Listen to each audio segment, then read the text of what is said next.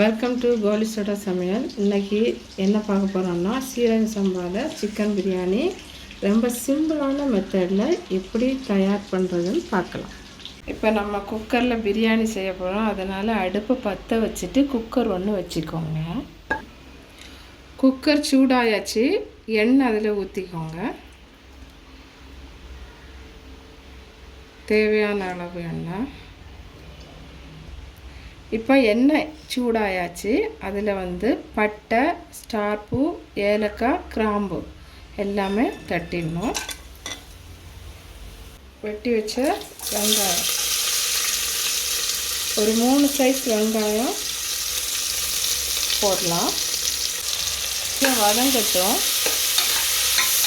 வெங்காயம் கலர் கொஞ்சம் மாறின உடனே பச்சை மிளகு, மல்லிக்கீரை சேர்த்துக்கோங்க.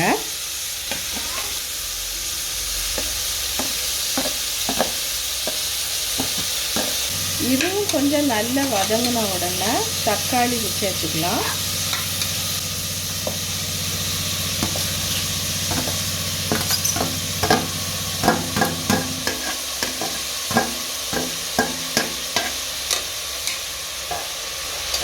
இந்த தக்காளியில் கொஞ்சம் வெந்த உடனே இஞ்சி பேஸ்ட்டு சேர்க்கணும்.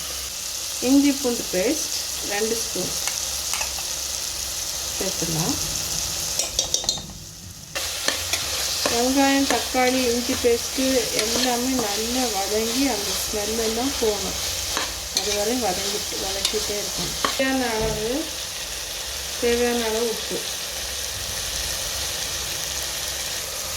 சில்லி பவுடர் 2 ஸ்பூன் போட்டுக்கோங்க.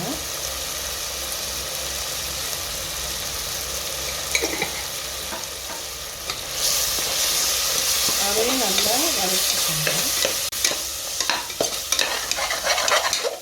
1/2 கப் தயிர், அதாவது 100 கிராம் தயிர்.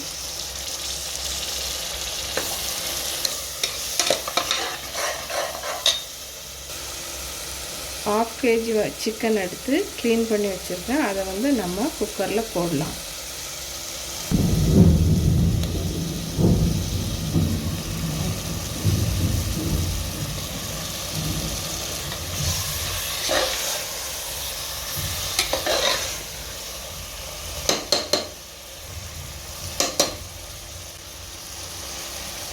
இப்போ இதை நல்லா லைட்டாக 1 கப் தண்ணி ஊற்றி மசாலா நல்ல சிக்கனில் பிடிக்கிறது மாதிரி வேக வைக்கணும். நம்ம 1 கப் தண்ணி இப்போ விடலாம். இப்போ 2 கப் அரிசிக்கு நம்ம 3 கப் தண்ணி யூஸ் பண்ணுவோம். இதில் முதல்ல நம்ம ஃபஸ்ட்டு 1 கப் ஊற்றிக்கலாம்.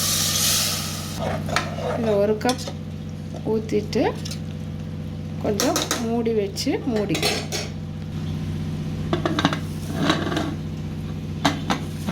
மூடி வச்சா போதும். அந்த மசாலா சிக்கனோட பிடிக்கணும்.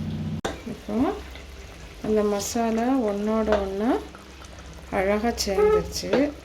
நம்ம இன்னும் 2 கப் தண்ணி ஊற்றிட்டு மறுபடியும் கொதிக்க வைக்கலாம். இது 2வது கப் தண்ணி, இது 3வது கப் தண்ணி. 1 கப்புக்கு 1/2 கப் தண்ணி வைக்கணும். அப்படி 2 கப் அரிசிக்கு 3 கப் தண்ணி. இது நல்ல கொதி வந்த பிறகு தான் நம்ம அரிசி கொட்டணும். இப்போ இந்த கொதிக்கிறதுல உப்பு நல்ல கரெக்டாக தூக்கலாக இருக்கான்னு நம்ம பார்த்துக்கணும். உப்பு இன்னும் போடணும். பிரியாணிக்கு உப்பு தூக்கலாக இருந்தால் தான் பிரியாணி நல்ல டேஸ்டியாக இருக்கும்.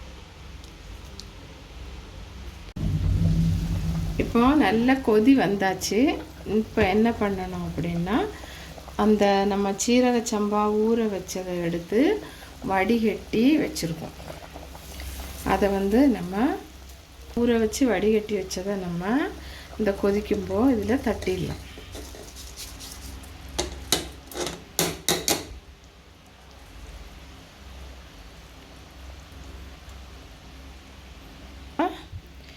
எல்லா பக்கமும் சிக்கனோடு சேர்கிற மாதிரி கிளறி விட்டுறணும். இப்போ நம்ம இதை தட்டியாச்சு. நீ இதுக்கு மேலே இன்னொரு கொதி வரணும். கொதி வரும்போது அந்த அரிசி மேலே இப்படி வருது, அந்த டைமில் வந்து நம்ம குக்கரை மூடிவிடலாம். இப்போ உப்பு எல்லாமே கரெக்டாக போட்டாச்சு. இந்த மாதிரி அரிசி வந்து மேலே எப்படி எழும்பும். அந்த டைமில் வந்து நம்ம ஒரு தடவை கூட கிளறி விட்டுட்டு நம்ம வந்து குக்கர் மூடணும். மூடின உடனே நம்ம குக்கர் அடுப்பு சிம்மில் வைக்கணும். 7 நிமிஷம் இல்லை 5 நிமிஷம் தான் கணக்கு. அது வரை இருக்கட்டும். 7 நிமிஷம் ஆயிடுச்சு. அடுப்பை நம்ம ஆஃப் பண்ணணும். குக்கர் வந்து பிரியாணி ரெடி ஆகிடுச்சு. ஓப்பன் பண்ணி பார்க்கலாம்.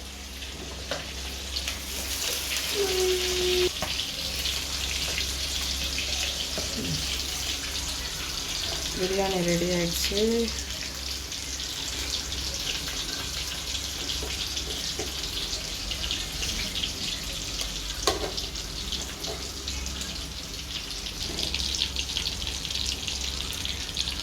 பிரியாணி